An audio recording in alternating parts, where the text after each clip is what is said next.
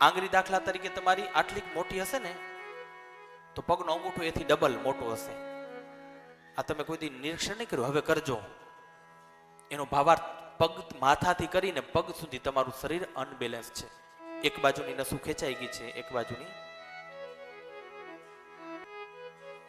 પણ એક જ મિનિટમાં સાજી થઈ જાય. પછી તમારું જે અંગૂઠો નાનો મોટો છે એ લાવ હું તમને એક જ સેકન્ડમાં હરખા કરી દઉં અંગૂઠા બે, બીજી સેકન્ડ નહીં થવા દઉં. અને જેવો તમારો પગનો અંગૂઠો બરોબર થશે ને એટલે આંગળી બરોબર થઈ જશે. આને આયુર્વેદ કહેવાય. સનાતન ધર્મ બહુ ઊંચો છે, ખાલી એકવાર ઊંડા ઉતરો તો ખરા. આપણા શરીરમાં બધાથી મહત્વનું સ્થાન છે નાભી.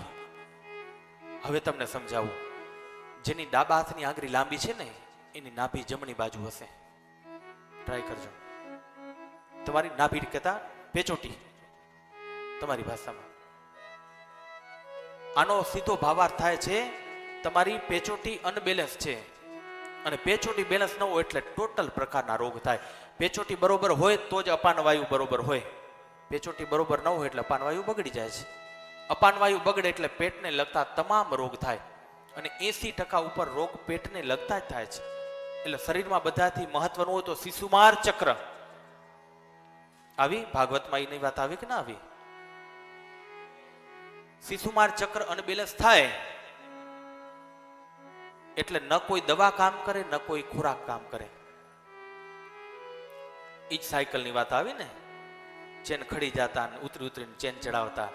એ ચેન દોઢે ચડે ને સાયકલ હાલે નહીં. આપણું આ ચેન ગોઠે ચડે એટલે બધાથી પહેલા નાભી બેલેન્સ હોવી જરૂરી છે.